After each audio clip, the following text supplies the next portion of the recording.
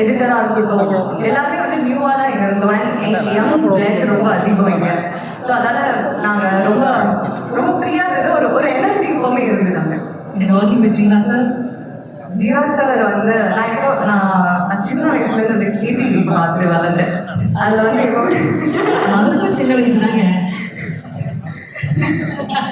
எனக்கு அது மட்டும் தான் ஞாபகம் இருக்கு. எனக்கு ஃபர்ஸ்ட் டைம் வந்து ஒர்க் பண்ணும்போது ஒரு ஃபர்ஸ்ட் டைம் ஒர்க் பண்ண ஃபீல் வரல எனக்கு. இது ரொம்ப வருஷமா எனக்கு தெரியும். நம்ம வீட்டுல இருக்கிற ஒரு ஃபீல் இருந்தது. எனக்கு மட்டும் இல்லை, கம்பம்ல இருந்தவங்களும் பிளேனில இருந்தவங்க வந்து நடிச்சவங்க எல்லாருமே சொன்னது, ஜீவா என்னப்பா எப்பப்பா வர, நாங்க மிஸ் பண்றோம், எப்போ உங்க படம்லாம் மிஸ் பண்றோம். ஃபைனலி அவங்களுக்கு எல்லாருக்குமே it's a gift and treat நினைக்கிறேன். Jeeva sir is back. அந்த மாதிரி தான். Fantastic. Thank you so much. அனைவருக்கும் இனிய மாலை வணக்கங்கள். நான் இந்த படத்தோட ப்ரீமியர் ஷோ வந்து அழைத்தாங்க. நான் எந்த ஒரு எதிர்பார்ப்பும் இல்லாமல் நான் வந்து தியேட்டருக்கு போனேன். 4 ஃப்ரேம்ஸ் தியேட்டருக்கு போனேன். படத்தை பற்றி அன்னைக்கு தான் ஒரு 2 days பிஃபோர் தான் பேப்பரில் பார்த்தேன்.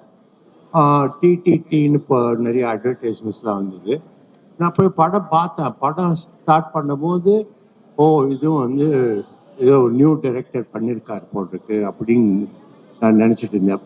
படம் போக போக போக வந்து அவ்வளோ இன்ட்ரெஸ்டிங்காக அந்த டைரக்டர் கொண்டு போனார்.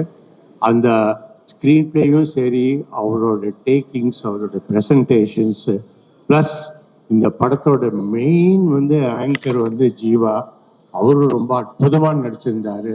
அது இல்லாமல் இந்த ஹீரோயின் அவங்களும் அவங்க ரோலை வந்து ரொம்ப நல்லா பண்ணியிருந்தாங்க. எல்லாருமே இந்த படத்தில் வந்து நடித்த நடிகர்கள், இளவரசு சார் எல்லாருமே ரொம்ப அற்புதமாக செஞ்சுருந்தாங்க. செய்ய வச்சாரு டைரக்டர். அதே மாதிரி எல்லா டெக்னீஷியன்ஸும் வந்து அவுட் பர்ஃபார்ம் பண்ணாங்க. இந்த படம் வந்து நான் ஜீவா கிட்டேயும் இந்த டைரக்டர்கிட்டையும் மிஸ்டர் தீபக், மிஸ்டர் கண்ணன் சாரோட சன்கிட்டையும் நான் சொன்னேன், இந்த படம் வந்து நிச்சயமாக வந்து இது சூப்பர் ஹிட் ஆகும் அப்படின்னு நான் 100% நம்பிக்கையோடு சொன்னேன். I'm very happy. நான் இன்னைக்கு இது வெற்றி விழாவில் கலந்து கொண்டது இருக்கு. 2 hours தான் படமே. பட் வந்து கான்செப்ட் வந்து ரொம்ப டிஃப்ரெண்டான கான்செப்ட். இப்போ தான் நம்ம செல்வமணி சார்கிட்ட சொல்லிட்டு இருந்தேன்.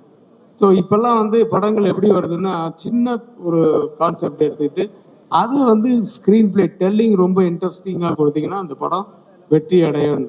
அந்த சூசகமெல்லாம் வந்து ஜீவா நல்லா இன்னைக்கு என்ன ட்ரெண்டில் இருக்குன்றது தெரிஞ்சு வச்சுக்கிட்டு அப்படி ஒரு டைரக்டரையும் அப்படி ஒரு கதையும் செலக்ட் பண்ணி இதில் பண்ணியிருக்காரு. அவரோட பண்ண அவருக்கு அந்த டைரக்டருக்கு வந்து 2வது படம்னு சொன்னாங்க. அது தெரியவே இல்லை. எல்லாருக்கிட்டையும் வேலை வாங்கினதுலேருந்து அந்த படத்தினுடைய தொய்வு இல்லாமல் எடுத்துகிட்டு போன விதம் எல்லாமே வந்து ரொம்ப நல்லா இருந்தது.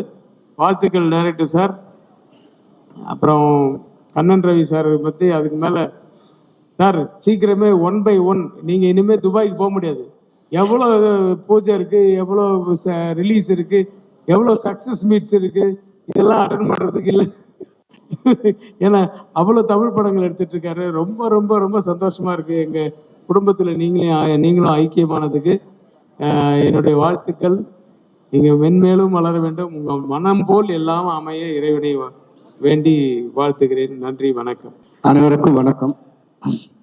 தமிழ் சினிமாவோட புது வரவா நல்வரவா கண்ணன் ரவி வந்திருக்காங்க. உங்களுக்கு தென்னிந்திய திரைப்பட தொழிலாளர் சம்மேளனத்தின் சார்பில் எங்களுடைய வாழ்த்துக்களை தெரிவிச்சுக்கிறோம். நீங்கள் வந்து நிறைய தொழிலாளர்களுக்கு வாழ்க்கை கொடுக்க போறீங்க. இன்னைக்கு ஏறக்குறைய பார்த்தா நிறைய டைரக்டர்ஸ் இங்கே வந்திருக்காங்க. இவ்வளவு நாள் துபாயில் இருந்தாங்க, இப்போ வந்து இங்கே வந்திருக்காங்க. அதனால இப்போ நீங்க நல்ல இடத்துல உட்காந்துருக்கீங்க. உங்க பக்கத்துல உட்காந்துருக்க சௌத்ரி சார் ஒரு 50 டைரக்டர் இன்ட்ரோடியூஸ் பண்ணாரு. இல்ல 50 டைரக்டர்ஸ் இன்ட்ரோடியூஸ் பண்ணிருக்கேன். 100 படம் 50 டைரக்டர்ஸ் இன்ட்ரோடியூஸ் பண்ணிருக்காரு. நீங்க பக்கத்துல உட்கார்ந்ததால நிச்சயமா நீங்களும் ஒரு 50 படம் குறையாம பண்ணுவீங்க. ஏன்னா இங்க உட்கார்ந்து இருக்கும்போது சௌத்ரி சார் சொன்னார் டைம் சேஞ்ச் ஆயிடுச்சுன்னு. உன்னை சீமா ரொம்ப சந்தோஷமா திரும்பினார். நாங்க டைம் சேஞ்ச் ஆயிடுச்சான்னு. இல்லப்பா, பையனோட டைம் சேஞ்ச் ஆயிருக்கு. உண்மையா தமிழ் சினிமாவோட டைம் சேஞ்ச் ஆயிருக்கு சார். அதாவது கடந்த வருடத்துல வந்து முடியப்போ வந்து சிறைன்னு ஒரு படம் வந்து மிகப்பெரிய வெற்றி அடைஞ்சிருக்கு. மிகப்பெரிய 25வது வருஷத்துல மிகப்பெரிய வெற்றி அடைஞ்சிருக்கு. 26வது வருஷம் தொடக்கம் கூட வந்து பெரிய படங்கள்லாம் இல்லாம இந்த சின்ன படம், சின்னதா ரவிக்குமார் சொன்ன மாதிரி எந்த எதிர்பார்ப்பும் இல்லாம ஒரு சின்ன படம் வந்து இது வந்து மிகப்பெரிய வெற்றி அடைஞ்சிருக்கு. இது வந்து தமிழ் சினிமாவுக்கு ஒரு நல்ல தொடக்கம். அதுவும் கண்ணன் ரவி வந்து என்னன்னா பெரிய ஆர்டிஸ்ட், இதெல்லாம் முதல்ல கதையை சொல்லுங்க, அது எனக்கு பிடிச்சிருந்தா நான் வந்து படம் பண்றேன்னு சொல்றது. தமிழ் சினிமாவில் வந்து 30 வருஷத்துக்கு அப்புறம் ஒரு தயாரிப்பாளர் கதையை கேட்டு கதை பிடிச்சா படம் பண்றங்கிறது வந்து நீங்க சௌத்ரி சார் பக்கத்துல உட்காந்துருக்கீங்க. நிச்சயமா இது ஒரு நல்ல விஷயம். ஏன்னா கண்டென்ட் தான் இன்னைக்கு வந்து சினிமாவை வந்து சரியான பாதை கொண்டு செல்லக்கூடிய விஷயம். வந்து ஆடியன்ஸ் வந்து நிறைய புளிச்சு போயிடுச்சு அவங்களுக்கு வந்து ஸ்லோ மோஷன்ல, ஹை ஸ்பீட்ல, லோங்கில், ஐயங்களில் பார்த்து சொன்ன மாதிரி டைரக்டர் ரவிக்குமார் சொன்ன மாதிரி ஒரு சின்ன கண்டென்ட் எடுத்துருக்கு. நான் கூட இந்த படம் பார்க்கும்போது இவ்வளோ இது எப்படி வந்து கதையா நீங்க ஒத்துக்கிட்டீங்கன்னு தெரியல. முதல்ல இதை ஒத்துக்கிட்டதுக்கே ஒரு பெரிய விஷயம். ஆனா அந்த கதையை நிஷாந்த் நீங்க வந்து ரியலி டன் கிரேட் ஜாப். அது வந்து ஒரு சீனும் ஒரு கேரக்டரும் அதுதான் இப்போ தமிழ் சினிமாவில் ஒரு புதுசான விஷயம். ஜீவாவுக்கு ஒரு ஹீரோயினே இல்லாம வந்து ஒரு கதையை கொண்டு போயிட்டு அழகா வந்து ஏன்னா வழக்கமா வந்து ஒரு ஜீவா வந்து ஒரு ஹீரோயின் சாங் டுயட் அப்படிலாம் இல்லாம ஒரு புதுசான வந்து ஒரு மாத்தி யோசிச்சு இந்த கதையை ஒரு சின்ன கதையை ரொம்ப அழகா பண்ணிருக்கீங்க. உங்களால வந்து ஒரு 50 டைரக்டர் வர போறாங்க சினிமாவுக்கு. அது வந்து ஏன்னா நீங்க கண்ணன் ரவிக்கு வந்து ஏற்கனவே அது குறைங்க கொல்லுவரை குடிச்சிருச்சு பண்ண அது ஏற்கனவே வந்து சார் 10 படம் பண்ணணும் 20 படம் பண்ணணும்னு சொல்லிட்டே இருப்பாரு. இனிமே யார் நினைச்சாலும் ஆண்டவனே நினைச்சாலும் கண்ணன் ரவி 50 படம் இருக்கிறது யாரும் நிறுத்த முடியாது. அது தமிழ் சினிமாவுக்கு எங்களுக்கு ஒரு நல்ல விஷயம். நிச்சயமா தமிழ் சினிமா ஒரு நல்ல விஷயத்தை நோக்கி போயிட்டு இந்த நேரத்துல வந்து தமிழ் சினிமாவில் வந்து எல்லாருமே வந்து என்னன்னா இப்போ நாங்க வந்து பணம் சொல்லுவோம், கதை சொல்லும் போது சௌத்ரி சாரோ இல்லை இப்ராஹிம் ராவத்தரோ இல்லை வந்து யாரோ தமிழ் ப்ரொடியூசர் போய் தமிழ்ல கதை சொல்லிட்டு இருந்தோம்.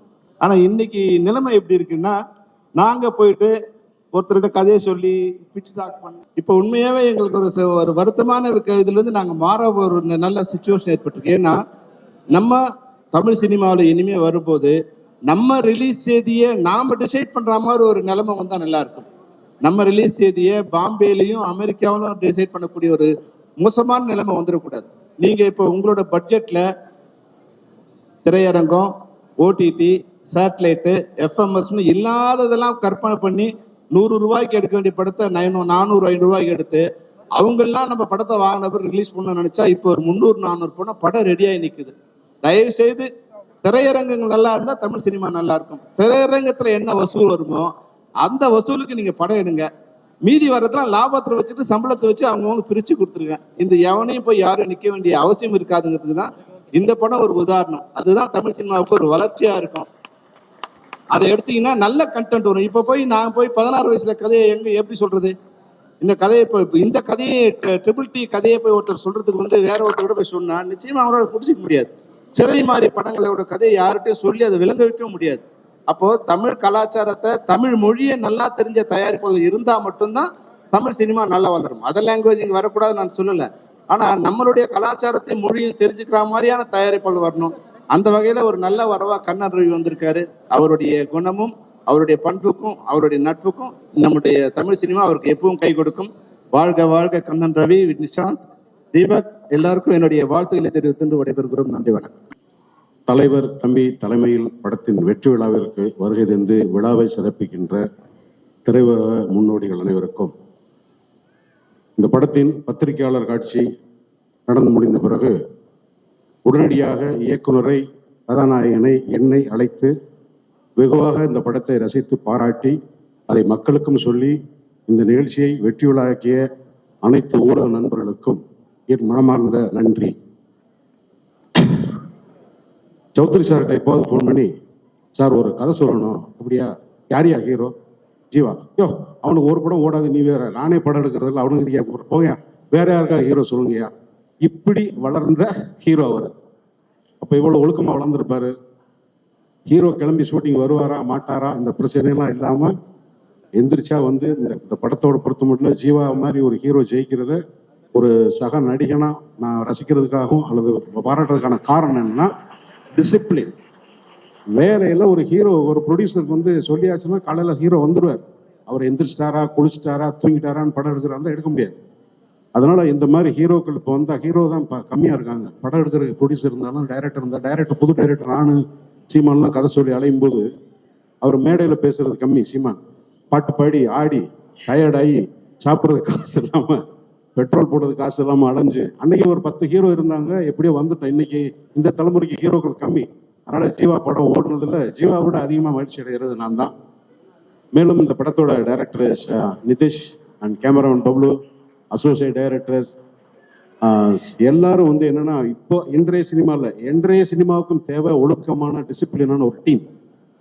ஒரு நிமிஷம் கூட தேவையில்லாத பேச்சு, தேவையில்லாத சிந்தனைகள் இல்லாம, அவுட் ஆஃப் ஃபோக்கஸ் இல்லாம சின்சியரா. இப்போ நான் அந்த படத்துல அந்த கேரக்டர் பண்ணும்போது ஒவ்வொரு நாளும் நான் நடிக்க போகும்போது ரொம்ப எனர்ஜெட்டிக்கா போவேன்.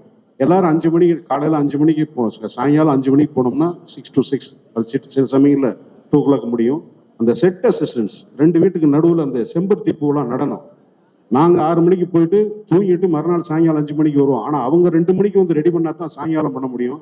அந்த பசங்க பேர்லாம் எனக்கு தெரியல. உங்களுக்கு வந்து நீங்கள் இருக்கிற திசை நோக்கி நான் இருகரம் கூப்பி கும்புறப்ப உங்களுடைய உழைப்பு தான் இன்னைக்கு இந்த வெற்றியாக மாறி இருக்கு. அதுக்கப்புறம் வந்து எனக்கு மனைவியாக நடித்த மணிமேகலை எங்கே இருக்காங்க? நான் வாழ்த்துக்கள்மா. இந்த மாதிரி ஒரு வெற்றி இருக்கிற வள்ளி, அவங்க நக்லைட்ஸில் நடித்த நம்ம பேர் மறந்துட்டேன். எல்லாத்துக்கும் நம்ம எல்லாரும் சேர்ந்து ஒரு வேலை செஞ்சதில் இந்த படத்தில் வெற்றி நன்றி. ரொம்ப முக்கியமான விஷயமா இன்னும் சொல்லணும்னா, இந்த மாதிரி டைரக்டர்ஸ், இந்த ப்ரொடியூசர்ஸை பற்றி சொல்லணும்னா ராவணக்கோட்டம்னு ஒரு படம் எடுத்து சார் வந்து துபாய்க்கு ஆடியோ ஃபங்க்ஷன் அப்படின்னாங்க. துபாயில் என்னோட ஆடியோ ஃபங்க்ஷன், பிரசாத் லேபே இருக்கு, இதுக்கு எதுக்கு அங்கே வைக்கிறாங்க? ஏன்னா அதுக்கு முன்னாடி எனக்கு கண்ணன் ரவி சாரை பற்றி தெரியாது. சரி, நான் வந்து பொள்ளாச்சியில் வந்து வேற ஒரு படம் ஷூட்டிங்ல இருந்து அங்கிருந்து தான் போனா நமக்கு கொடுத்த ட்ரீட்மெண்ட்டை பார்த்துட்டு, ஐயா நான் அதுக்கெல்லாம் ஒருத்தலையா, நீ ஆளை விடுங்கய்யா, நான் பாவம், நான் மட்டும் ஒரு ஓரமா நிற்கிறவனை கூட்டணும். முழுக்க ஒருத்தருக்கு கூச்சப்படுற அளவுக்கு ஒரு ஹாஸ்பிட்டாலிட்டி கொடுக்க முடியும்னா அது கண்ணன் ரவி சார் தான். சரி, அவர் அப்படி இருக்காருன்னா தீபக்கு 16 அடி பயிராரு. அதனால உங்க ஹாஸ்பிட்டாலிட்டிக்கு, உங்களுடைய இந்த சினிமாவோட நீங்க சினிமாவுக்கு வந்திருக்கிறதுக்கு எல்லாத்துக்கும் என்னோட நன்றி. இந்த படம் வந்து ஒரு வெற்றி படம் அமைஞ்சதுல ரொம்ப நன்றி. 2026 இது ரிலீஸ் ஆகுமா ஆகாதா, எப்படா ரிலீஸ் ஆக போகுதுன்ற பயத்தோட இருக்கும்போது நாளைக்கு ரிலீஸ், 4 ரிலீஸ். மதுரையில காலையில ஃபர்ஸ்ட் ஷோக்கு ஆள் இல்லைனாங்க, செகண்ட் ஷோ சாயங்காலம் ஃபுல் ஆயிடுச்சு. இந்த செய்தியெல்லாம் கேட்டு சித்ரா சார் நாங்கள்லாம் இருக்கும்போது, பாரதிராஜ் சார் படங்கள்லாம் இருக்கும்போது இப்படித்தான் எப்போதாவது ஒரு சக்ஸஸ் அமையும். அந்த மாதிரி நடந்ததுக்கு ரொம்ப நன்றி. இவ்வளோ பெரிய ஹாலுக்குள்ள சக்ஸஸ் மீட் நடந்தே ரொம்ப வருஷம் ஆச்சு. கண்ணன் ரவி சார் ரொம்ப நன்றி, இந்த மாதிரி ஒரு சினிமாவை செலிப்ரேட் பண்ணதுக்கு. தேங்க்யூ. அண்ட் யுவர் டீம், அப்புறம் வந்து ஜியாகோ, எல்லாருக்கும் வாழ்த்துக்கள். நடிச்ச நடிகர்கள் எல்லாருக்கும் வாழ்த்துக்கள். இந்த 26 வந்து நியூ இயர் வந்து நான் கண்ணன் ரவி சார் அவங்க கூட தான் இருந்தோம், அவங்க ஃபேமிலியோட தான் இருந்தோம். ஸோ கண்ணன் ரவி சார், இந்த 26 உங்களோட தான் ஆரம்பிச்சிருக்கேன். இந்த 26 உங்களுக்கு பயங்கர சக்சஸ்ஃபுல்லாக போயிட்டு இருக்கு. And Deepak bro, congratulations. And family எல்லாருக்கும், சிஸ்டருக்கு எல்லாருக்கும் என்னோட வாழ்த்துக்கள். என்ன சொல்றது, அவரை பத்தி கண்ணன் ரவி சார் பத்தி எல்லாருமே பேசிட்டாங்க. எனக்கு இப்பதான் ஒரு ஃபியூ இயர்ஸா பழக்கம். Is very close. எனக்கு தெரிஞ்சு கண்ணன் ரவி சார் வந்து திட்டுற ஒரே ஆள் நான் தான் நினைக்கிறேன். இண்டஸ்ட்ரியிலேயே வந்து சண்டை போட்டு திட்டி அவ்வளோ இஸ் லைக் ஏன்னா ஒரு ஃபேமிலி, ஒரு அண்ணன், ஒரு காட்ஃபாதர் மாதிரியான ஒருத்தர். நிறைய திட்டு எனக்கு வரல, அப்படி வரமாட்டேங்குது. அப்படி நிறைய திட்டு வாங்கியிருக்காரு அவர்கிட்ட, நிறைய உரிமையோட நிறைய திட்டுகள் வாங்கி அவரே சொல்லுவாரு. So it's like family to us. And உண்மையை சொல்லணும்னா யூஏஇயோட கோட் அவர் தான், அப்படிதான் சொல்லணும். So thank you very much sir, congratulations. அடுத்தது உங்களுக்கு பேங் வேற வருது. So I just want to wish that team as well all the very best. And ஜியா ப்ரோ போறோம்னு நினைக்கிறேன். Come on, let's do it. And I think ஜனகன மனகதி பாடி மச்சி open the bottle அப்படின்னு போயிடலாம்.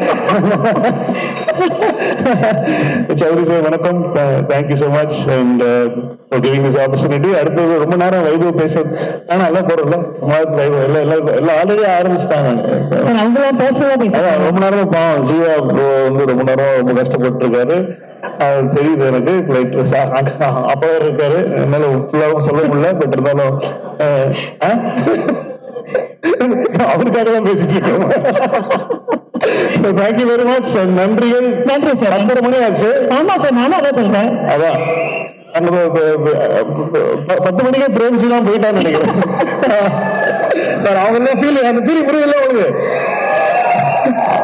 அதுதான் சார். அதனால வந்து ஜனகன மனகதி பாடி சார் ஜீவா சார் இப்பதான் சார் பேசணுமா? ஓகே, என்ன ஐயோ